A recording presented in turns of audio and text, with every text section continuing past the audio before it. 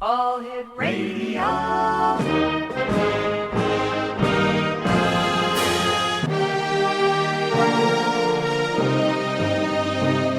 Welcome to the X Zone, a place where fact is fiction and fiction is reality.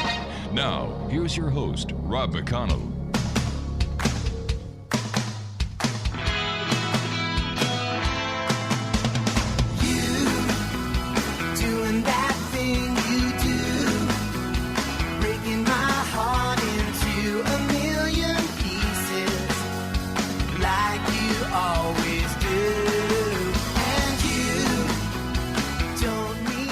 And welcome back to the X Zone, everyone. I am Rob McConnell, and for the next 2 hours, I'm your host and your guide as together we cross the time-space continuum to this place that I call the X Zone. It's a place where people dare to believe and dare to be heard. It's a place where fact is fiction and fiction is reality, and the X Zone comes to you Monday through Friday from 10 p.m. Eastern until midnight right here on your hometown radio, Classic 1220. And around the world on classic1220.ca. If you'd like to send me an email, the email address is just as simple as the call sign, except it's xzone@classic1220.ca. UFOs are the order of this first hour of tonight's show, X Zone Nation. Our guest is Craig Campobasso, and he is an author, and we're going to be talking to Craig about UFOs. And Craig is in Los Angeles, California. Craig, thanks you very much for joining us, and welcome to the X Zone. Thank you. Thank you for having me.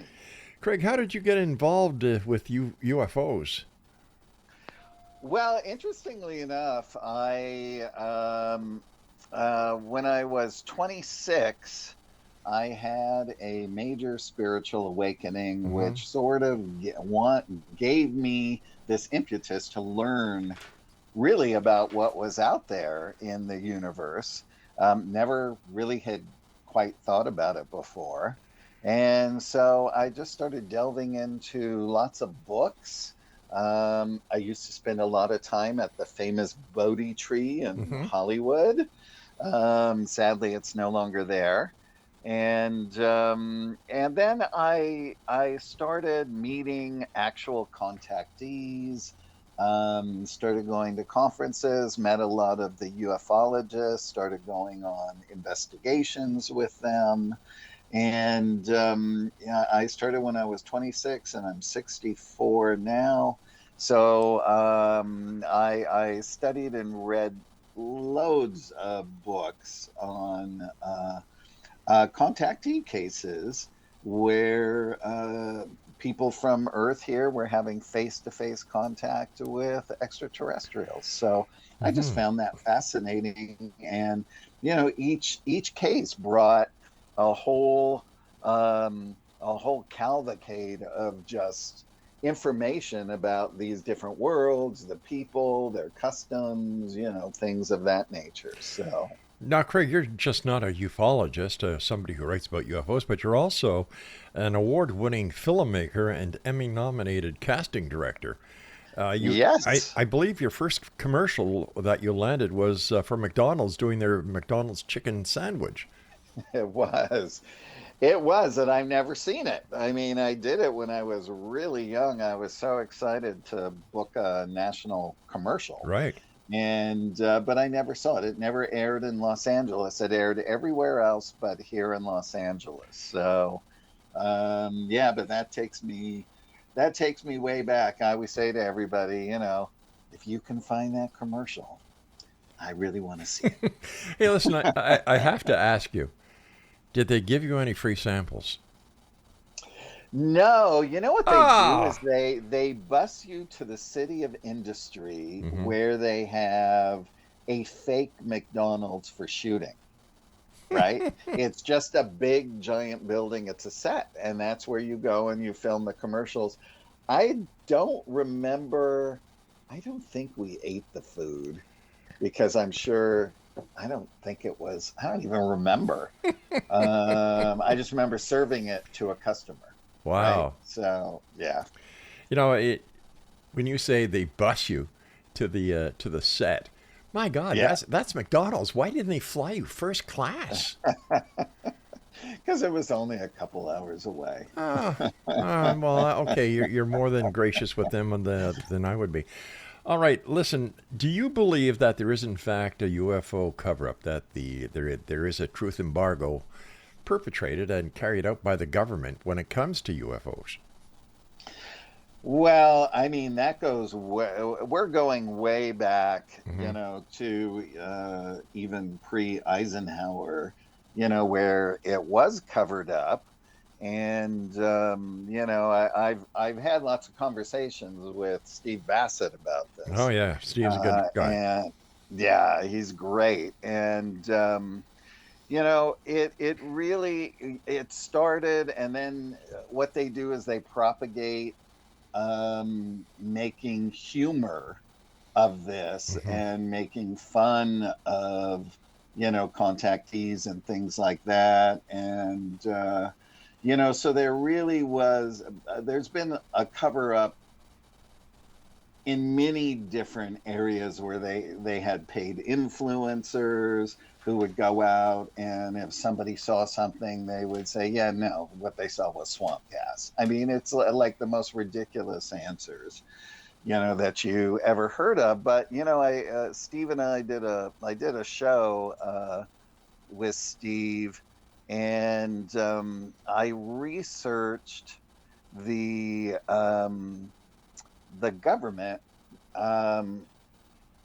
being involved in film and television. And there was a gentleman, and I can't tell you his name off the top of my head, but he had done extensive research, and there was probably, I think it was 2,500 cases that he found where the government did help to fund these films and TV shows, but they wanted to make sure that the Air Force or the military or whatever was being portrayed in a favorable light. Right. So so that was the exchange. And if they had script changes and things like that, I mean, come on, face it, if you're making Maverick, you need the toys. That's right. Yeah. You definitely need the toys. And so it's fascinating. I remember talking to George Filer. That was Filer Files. Sure. Of course, George. He's a MUFON state director back east. But he was a major at the time of Valiant Thor at the Pentagon. And he told me once, he said, I was on an airplane and I sat next to Michael Rennie, who played Klaatu. Oh, that's right. Day the Earth Stood Still. Yeah. And he said, and he told me that the U.S. government funded the film because they wanted to see what the world's reaction would be to a human extraterrestrial visiting Earth. Wow. And I thought that very fascinating because, Valiant Thor came but I think that was released in 52 or 53, and Valiant Thor came in 57, March 16th. But they knew that he was coming well before his arrival, Universal Emissary. So it's kind of interesting if these puzzle pieces really fit together, or if it's just one of those fluke things. Yeah, taking a look at Hollywood and how much influence they have on the general public. When we talk about UFO movies, just like The Day the Earth Stood Still and many others, as well as the radio show with Orson Welles, right. I have to wonder, what was the premise behind Capricorn 1? Was this an actual portrayal of what really happened on the moon, that, like some believe, the Americas never went to the moon, Neil Armstrong never walked on the moon? Was this a possible way of them kind of saying, well, you know what, we really didn't do it, but we had good reasons for doing it, but not doing it? Right. Or again, is it just propaganda to confuse people? I mean, we just don't know, honestly. But I will tell you that Bill Tompkins, who, oh God, I think he worked on the Saturn V. He was with TRW. He helped build a lot of the rocket ships and stuff.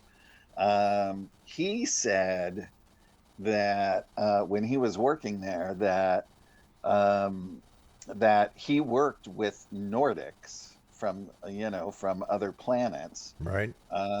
with him for 4 years, and that he was actually watching the moon landing from the TRW satellite right there, and he said he witnessed everything, which some stuff was pretty amazing that he witnessed, but he said that the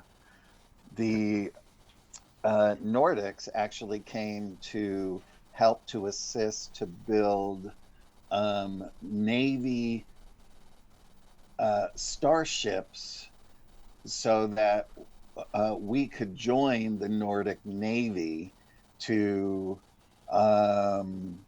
combat our shared reptilian problem. Now, for the listeners who are saying, "All right, the Nordics, are they talking about people from Norway?" No, we're talking about the extraterrestrial race known as Nordics. But here's my question to you: if the Nordics were there at the time of the moon landing, right? Why didn't they give us better technology? I have no clue why, or were they there to just assist in other areas? I don't know. Yeah.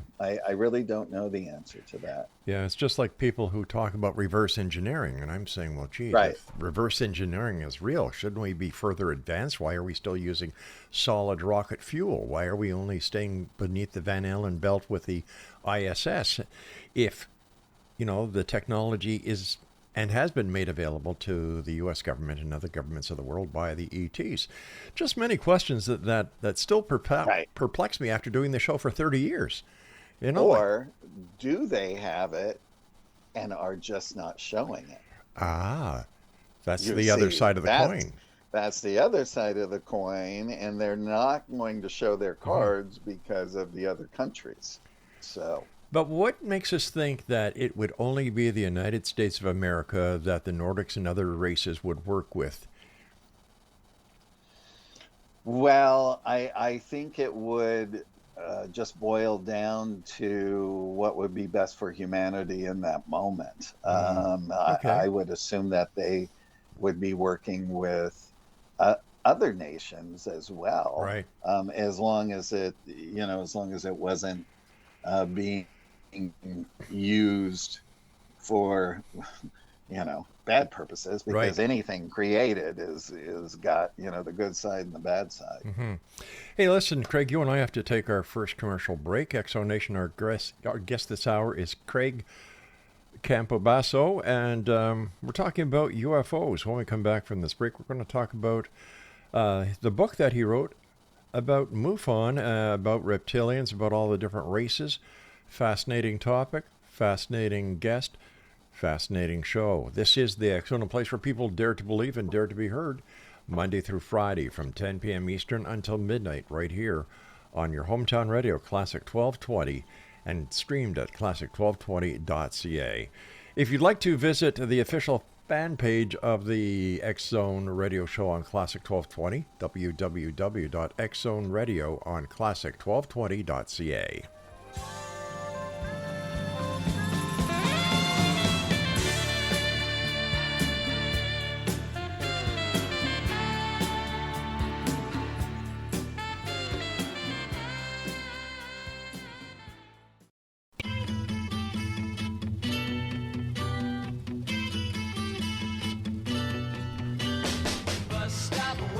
She's there, I say, please share my umbrella.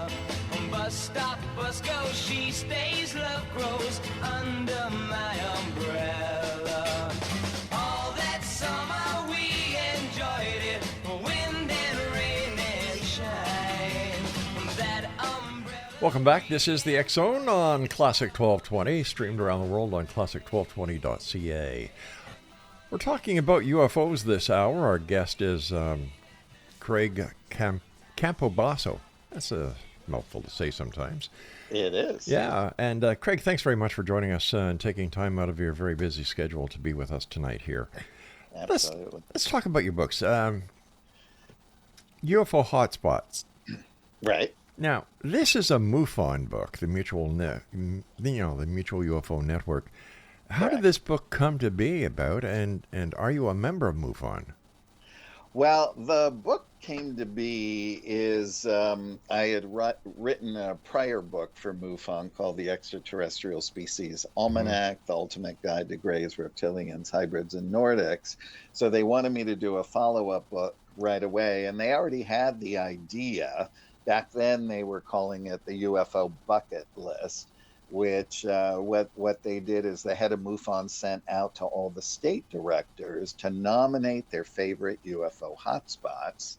And so I compiled all of those. I added a few of my own. And then I went in and delved into the stories working with MUFON state directors, past and present, and MUFON researchers. So you get the whole story there, but then you also get the story of what MUFON's findings were, or what Project Blue Book's actual findings were back then. Some cases, of course, J. Allen Hynek was involved in. So we would have that. Interestingly enough, my biological father was also in Project Blue Book. Wow. Yeah. So, and I only found that information out while I was writing the ET Species Almanac in 2019. And, and I just thought it was interesting that here he's working for the Air Force, study on UFOs, and that started in 52 and was decommissioned in 1970. And they investigated over 11,000 sightings, and its main study literally was to determine if UFOs were a threat to national security and to scientifically analyze UFO data. And now here I'm writing books for MUFON, which is a U.S.-based nonprofit comprised of civilian volunteers who study reported UFO sightings. So it's, I never knew my biological father. I came in to finally finding out that he had passed in 2006. But I'm now very much connected to his family. I've retrieved all of his military records, and it's just so fascinating that we are literally living mirror lifetimes, just in different decades. Let me ask you this question. If the people at Project Blue Book, the investigators, had the technology that we have today, do you think that the outcome of the investigations would have been different? Well, I mean, if you really read the Hynek's book for Project Blue Book, is really they weren't trying to prove that these things were real. They were just trying to push it to the side, right? I mean, if you really get into it. So, technology, did some of them see it? I don't know. I don't know about MUFON. I mean, if anybody went out and saw anything in a MUFON investigation, that kind of thing. I mean, I've certainly seen craft in the sky and that kind of thing, but really you need night vision binoculars to see them, because they trek across the sky extremely fast. Do you believe, based on the research that you've done and the people that you've had the opportunity of speaking to, that UFOs and the ETs that interact with humanity are a threat to national security? I believe that there are in all of my research that there are well more benevolent ET races than there are malevolent. So I would say we would have a handful, but people really want to concentrate on the negative ones because they're terrified of them, and Right. and they kind of want to know more.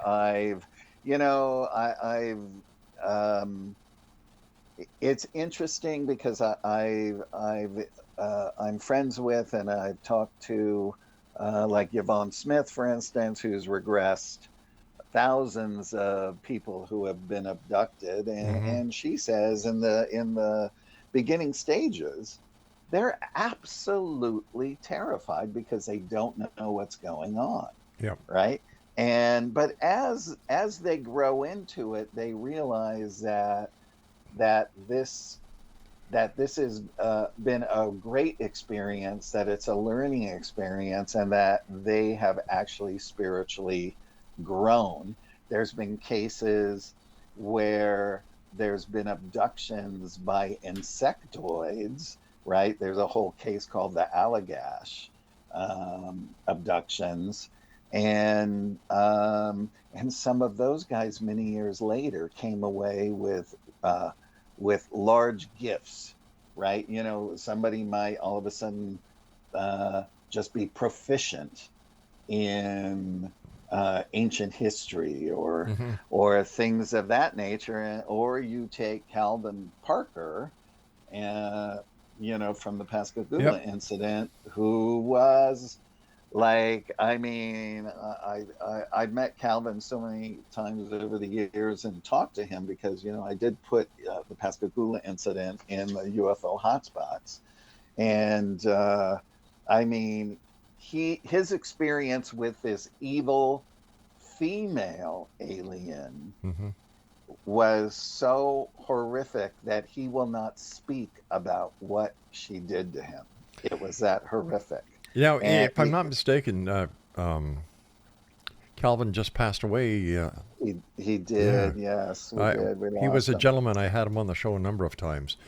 And he was one of the true gentlemen who, when you talk to him, you could hear the sincerity and the credibility in his voice. Yes. Yeah. Yeah, I mean, it's no doubt when you see these people recounting them, because I'm in the film business as well, and people know I'm into this. I mean, I've had famous actors tell me, one actor told me that they woke up and they went into their daughter's room and there was a gray alien in there trying to pull her out through the thing and out through the wall, and that she grabbed her daughter's hand and they were struggling, and she said, "You are not taking my daughter." And I had another one who is quite a large agent who represented a lot of famous people, and he told me that he would wake up in the middle of the night, and if he opened his eye, there'd be a gray, literally nose to nose with its eyes looking into his. Wow. And he literally flipped out. I mean, he would be crying when he told me, and he said, "That's why I stay out late every night, so that I don't get home till 1 or 2 in the morning, because I'm so tired. I go to sleep and I will not wake up until early morning." Why do you think these grays are taking such attention in these people? For example, the gentleman that you were just talking about, who's the agent who wakes up and he's face to face with a gray. If he is asleep or if he is awake, what would the difference be to the gray? Well, when your eyes are open, they can perform telepathic hypnosis on you, which renders you into a state being under their control. Even Travis Walton had that, but he broke out of it when he was on the ship, because there were two grays. But now Calvin realizes much later, I mean, if you wake up and you see that, you're going to freak out no matter what, right? Sure. And he was able to get up and throw things at them, and they went running out of the room. And then at a certain point, a Nordic type being came in, never spoke to him, but guided him out of where he was through a giant hangar into another section of this craft. And you know, why they had him on the ship, they were healing him because he suspected he got so much radiation from being outside when the ship was where he was abducted. And it threw him and it knocked him out. Now, are we talking about Travis Walton or Calvin Parker Yes. here? No, Travis Walton. Yeah. Well, Travis Walton. The Travis Walton case is fascinating because now Rogers is disputing the entire case. He says it never happened. Well, so who do we believe? From what I understand, is they all don't get along. And I would tend to believe, from all of the evidence and everything. Have you ever had Jennifer Stein on? Oh, I sure have. Yes. Yeah, Jen's a friend of mine as well. She's a sweetheart. And yeah, she's a sweetheart. And there's always been contention between all of the boys. And you know, Travis is the one that got all the attention. Yeah. And so are there jealousies there, or they're this, or they're that? You know, they're like a family unit. They're all gonna fight. But I believe the story. There's just too much evidence and everything that's gone on. But even Travis failed a lie detector test on TV with Michael Shermer. Yeah, but he's also passed. All right, so I think he's passed something like 6 or 7 of them. I forget. Jen told me. I put it actually in the book of the ones that he passed and didn't. But all it takes is one to fail that ruins the credibility of the other 6. Well, this is true. Yeah. This is true. And, you know, also, I remember, and I'm not going to be able to find it in the book, but there were other surrounding circumstances around the one that he failed. And, you know, because Jen gave me every bit of detail when I put that story in the book. And so people can read all about that, because this has all the updated information, even on the Travis Walton story. Hey, Craig, we have to take a break. Please stand by. ExoNation, we're going to come back on the other side of this fast break with Craig and discuss further about UFOs, alien abductions, and the different types of alien races that apparently are here on this planet right now, interacting with us. Mind you, I've met a lot of people here in St. Catharines that I think are totally out of this world, but that's another show. We'll be back on the other side of this break, ExoNation, as we continue coming to you from around the world from our broadcast center and studios in St. Catharines on Classic 1220 and classic1220.ca.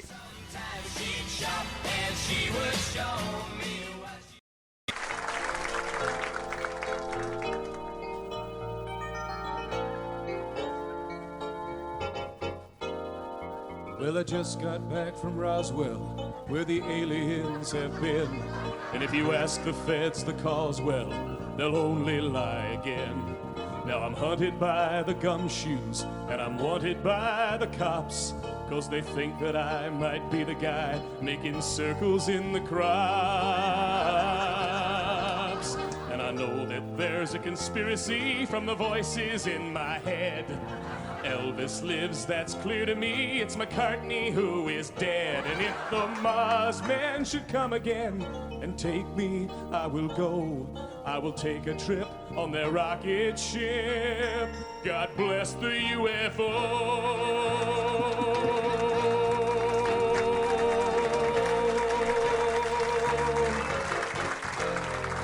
Give JFK okay, this message, it's the Cuban Army's fault. And I know that Dave Koresh is alive inside a vault. We've seen reports in papers of a guy who knows about a car that runs on chewing gum, but the Arabs rubbed him out. And we loudly warn that America is badly unprepared. With the Cold War through, we need something new that can get you good and scared. Do you wonder just who is warning you of conspiracies today? We're the ones who fill the rumor mill. We are the CIA.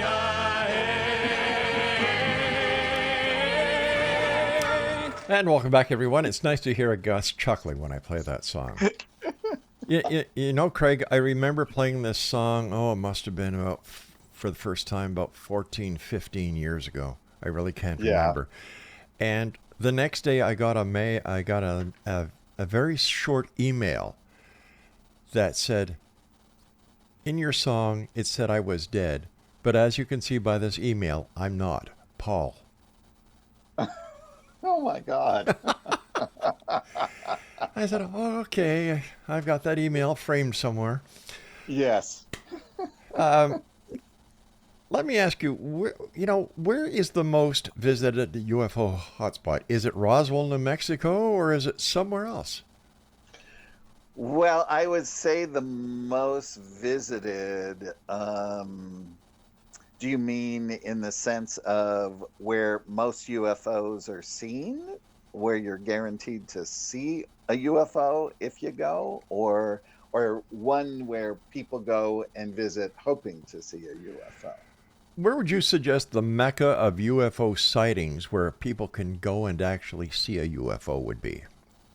Well, one is Isetti Ranch in Washington State, right by Mount Adams. Mm-hmm.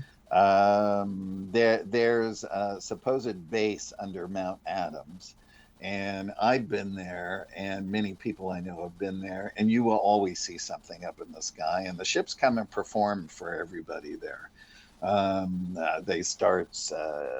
They'll take a laser pointer and they'll point it up to the sky, and then everyone concentrates and says power up, and then all of a sudden all the lights start going big and bright, and they'll say move to the left, move to the right, and they literally do this on cue. And the other place is in Sedona as well, and also out at Giant Rock and the Integratron, which are synonymous with George Van Tassel. I would have thought that with all the attention from Close Encounters of the Third Kind, that Devil's Peak would be one of the places where people would go to try and actually see what was obviously a Hollywood portrayal of what, a final contact might look like. Right. And I've only known one person that's ever traveled to the Devil's Tower. Really? Isn't that interesting? Yeah. Because people usually flock to Sedona or the other places that I mentioned. Now, the example that you just gave us of what people see in the sky with the laser and going right, going left, bright, lights on, lights off. How do the officials react to any evidence? For example, as a filmmaker, I'm sure that you film it and other people take photos of it. Number one, why don't they go to the officials, and why don't they bring this evidence to the media? Well, now people just post it online because everybody's got a cell phone. So people are filming things all the time. But then if you read the comments, that's CGI. Somebody faked that. I was just going to say that. You as a filmmaker and us here in television production, we know how easy it is to create something in CGI, and now with AI on top of CGI, my God, it's a mecca for us. But putting it online compared to seeing it on a network, even like CNN, doesn't that add more credibility to the sighting? Well, it does, especially with the Tic Tac. right? The Tic Tacs that were originally seen in San Diego. Yeah. I think a lot of people don't know that the ones, that were smaller, that were traveling above the water, what was actually below the water was a mothership of what those were that was trekking extremely fast across the water, and the small one was right over it. Preston Dennett has written a book about that, and Yeah. you know, how can you deny so much evidence? Does the government or do the powers to be? I'm sorry, I don't want to tick anybody off in the government, since we're governed by the CRTC here in Canada. Right. Is it possible that the powers to be really don't give a damn? Well, I think it all started off with just trying to keep everything under their control, Mm-hmm. to also not let information out to other countries and things like that. And I think their stance way in the beginning was to silence witnesses and things like that. I just finished a documentary to the Extraterrestrial Saga Almanac, Mm-hmm. and I actually have J. Allen Hynek's son Paul, who's fantastic, talking about the real Men in Black and how real they were, Right. and what his father said thought they were and said they were. So I think it was all interesting like that back Mm-hmm. then, but now, people, I think, currently in positions of power, the thing is, they can't really come out and say it. Right. I know some countries have. I understand their reasoning, but now it's in the hands of the people. Everyone's got a camera, and everyone is so fascinated with just wanting to Mhm. know What the what's truth out is. there. Yeah. What is it? What's the possibility? That's why the ET Species Almanac is a bestseller, because it gives you an overview, it gives you a thumbnail review Mm-hmm. of what these races are, and and these races really come from contactee stories that I put in the book, of people who did have face-to-face contact with these extraterrestrials as well. Now, recently there have been the congressional hearings on the Tic Tacs, on the UFOs, now called UAPs. People like Steve Bassett, who comes on the show regularly, is one of the hardest people that I've ever had the pleasure of meeting when it comes to trying to get the truth out there. Yes. But when you talk about John Q. Public, everybody gets so excited that finally we're going to get answers. The congressional hearing is there. Congress is paying attention. They bring 3 witnesses in front. The information has to go behind closed doors because it's classified. The public is no further ahead. 1 or 2 weeks later, bang, the story's dead. Right. And forgotten. Yeah. And absolutely forgotten. And I think at this point, more people believe that there's life out there in the universe. I mean, come on. Like, the creation just created Earth with a bunch of dualistic people who can't get along. So, Yeah, exactly. that's how I look at it. And I think most of the population believes that as well. But there are so many people, because I write these books, I get emails every day of people are having contact with extraterrestrials, ships that they're seeing, and just different types of things. I mean, I was at Contact in the Desert last year, and there was a man and a woman there that everyone knew was not from this planet. Everyone was like, oh my, you looked at them and your body went into chills, right? They looked human, but they looked not human, right?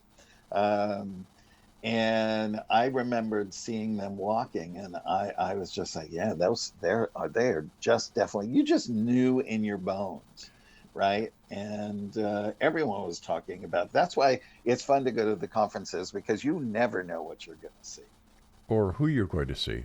or who you're going to see. Mind you, Absolutely. I must tell you, I've gone to conferences in the past, and you see some very strange sights there.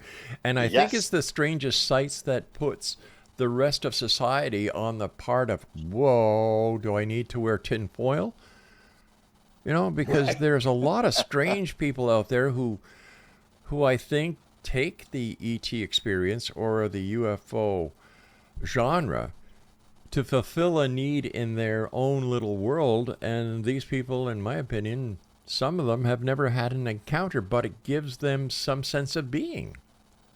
You're absolutely right. A lot of people actually delve really deep into it, and it gives themselves a sense of purpose and that type of thing. But I've also seen some of them go so far that that they themselves become a joke to other people, because they've changed their name to something weird, and that's how they're living their existence, or different things like that. Not that that's a bad thing. It just, this world compartmentalizes everything. And, one of the last ones I was at, there was somebody screaming all this weird stuff over a girl who was laying on the ground, and I thought something had happened to her, and I ran outside, and somebody was like, "Oh no, he's healing her." I'm like, "Well, he's screaming at her. How is that healing?" Well, I guess it's the same way that these ghost investigators who go into supposedly haunted locations and scream and curse at the ghosts. I don't understand it myself, but hey, what do I know? I'm only in this media business. We don't understand anything here, do we? I know. And I don't think you want to provoke a ghost if it's a bad ghost, because you don't want it to follow you home. Hey, listen, do you know what happens if you don't pay the exorcist? What? You get repossessed. I'm sorry. By the way, that's a movie called Repossessed. Really? A comedy on The Exorcist called Repossessed. I think Leslie Nielsen was in it. Oh, he was great. Yeah, he was really good. He was great. I had the pleasure of meeting him at CHCH TV when he was there, and we got in the elevator. I didn't know he was going to be there. I was doing something for the X Zone, and we're in the elevator. We're going up, and he's got his little fart machine with him. I know. I was just going to ask you, did you hear his fart machine? Oh, I sure did. And he just kind of keeps on looking, and he's real. He was real. And speaking about real, you and I have to take a break. It's our final break, X Zone Nation. Okay. Craig and I will be back on the other side as we wrap up this first hour on tonight's edition of the X Zone with yours truly, Rob McConnell, from our broadcast center and studios in St. Catharines, Ontario, Canada, where there's not very much UFO activity. Right here on Classic 1220. Don't go away.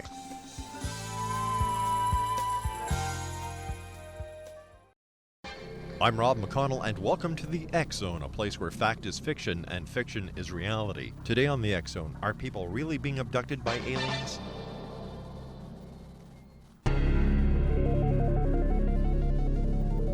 Are people really being abducted by aliens?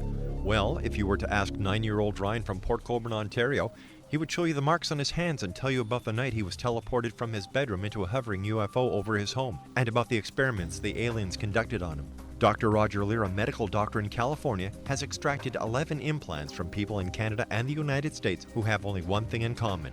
They have all had encounters with UFOs. 70% of all Americans believe they have seen a UFO. 40% of them believe they have been abducted. Maybe ET never went home. Join me, Rob McConnell, for another story from the world of the paranormal and the science of parapsychology when next we meet in the X Zone, the place where people dare to believe and dare to be heard.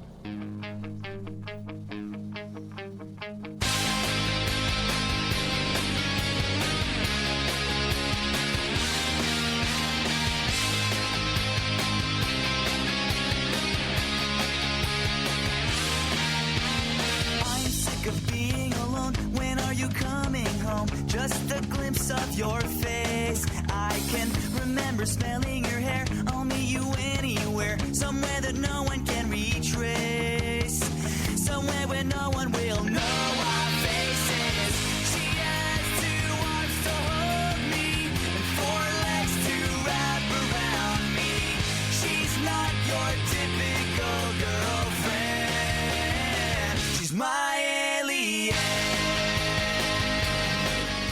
And welcome back. This is the X-Zone. This is the final segment of our first hour tonight here.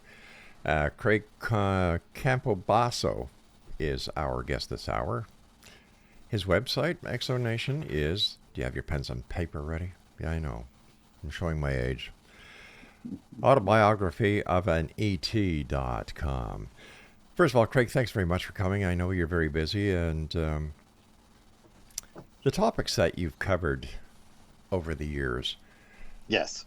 How has that changed your opinion or the way that you look at life as we used to know it compared to the way that you now look at life? Well, the more you know, the less you know, because it just brings on more questions, and your mind just keeps expanding and expanding. And when you start to get into even higher evolution, Right. As I've striven for, even in meditations, you connect with beings not of this earth, but it is in a different kind of way, in the sense of you'll get a click at the back of your neck, and all of a sudden they appear like your eyes are open inside your eyelids. And sometimes they give a spiritual metaphor, or just pop in and say hello. I call it the universal internet.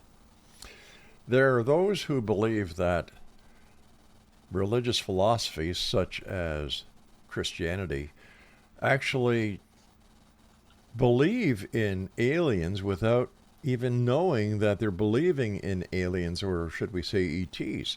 Many of those in these different religious practices believe that the Nephilim, those who descended from the skies to mate with the fair maidens of earth, were actually ETs. Yeah, I mean, there's many things that have been said about that they were the fallen angels, or that they're sort of like the demigods of the gods and humans. And Dr. Frank Stranges, who wrote the book Stranger at the Pentagon, I knew Dr. Frank for the last 8 years of his life. I made the short film Stranger at the Pentagon. You did that? I did, yeah. Fantastic. I produced and directed it, and I'm looking for some millionaires out there so I can get the feature film going. I've got everything is done and ready to go, so I'm looking for financing now. But anyway, his thing that he spoke about were UFOs in the Bible. Yep. And what was interesting is when he was in 1959, he was brought to a church in Washington, D.C. to speak for 2 weeks. And on the night that he spoke about UFOs in the Bible is when a Pentagon secretary approached him and said to him that at the time, Dr. Frank had a picture of Valiant Thor on his board. He didn't know his name, but the quick backstory to that is August Roberts, prior to that, a amateur ufologist and an Air Force photographer, was at the Howard Menger farm, and he took all the photographs of Valiant Thor, his vice commander, Dawn, and Jill, who was another vice commander's wife. They were there for a Howard Menger was meeting with all kinds of humans throughout our galaxy at the time, and they would give him a special handshake to show who they were. And this Valiant Thor and them did give him the handshake. So Dr. Frank would just tell this story, and he would have the ships that Menger took and also Adamski took, and he would just sort of tell the stories and that kind of thing. So this woman approached him afterwards, showed him her Pentagon badge, pointed to the picture and said, "He wants to meet with you." And she picked him up at his hotel the next morning, brought him to the Pentagon, and is where he first met Valiant Thor. There in a little room inside the Pentagon, which George Filer also told me was true, because he said there were other military officers. I mean, everyone was talking about the extraterrestrial at the Pentagon at that time. The scuttlebutt. They knew which room he would work out of during the day, and all of that. So, but what's interesting too is, Dr. Frank had told me this story many times, and and when he passed away, his wife actually gave me his Bible, and his Bible was stuffed with notes.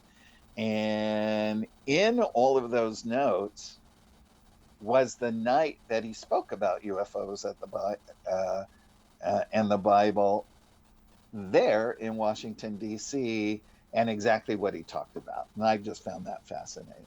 I had the pleasure of spending many hours one-on-one with Frank when he was up in Kitchener, Ontario.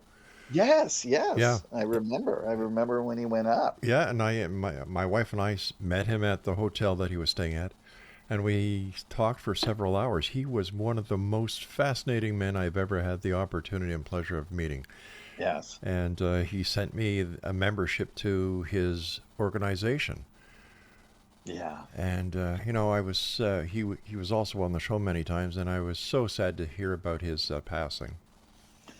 Yes, I mean, it was sort of kismet that we met, because he sort of handed the baton over to me to keep it going. And I did make the short film to actually use as a tool for backers to see, look, this is what it is. Like, it could look like in a small scale, and then, think about what we can do if we had the money and all of that. I mean, that little short film, I had over 90 visual effects.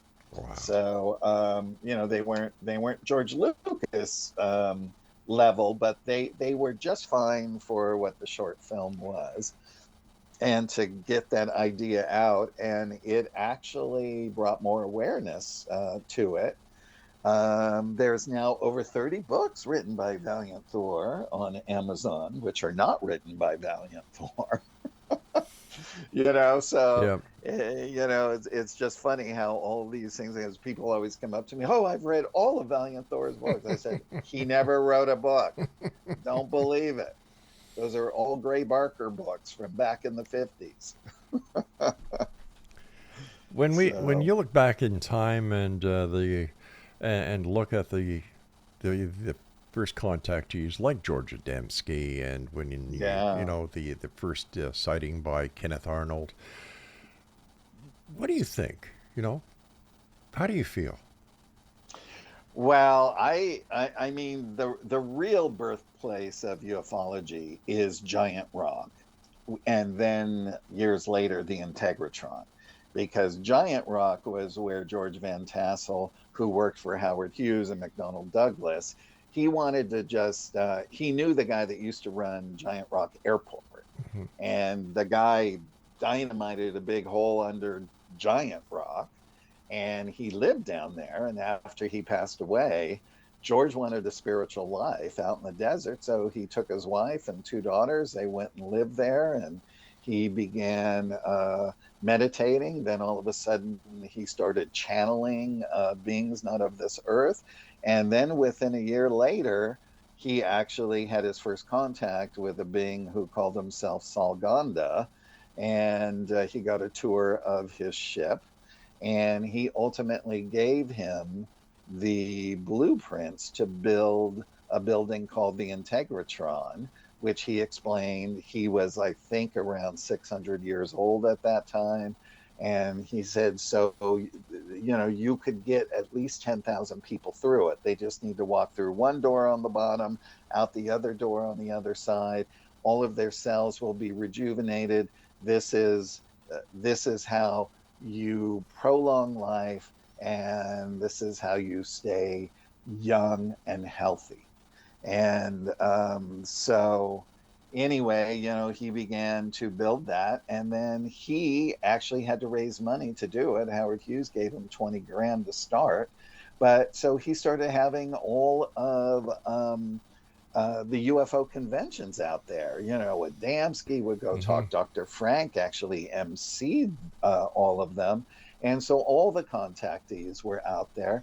And at a certain point, it grew to 10,000 people out in the desert. Yeah.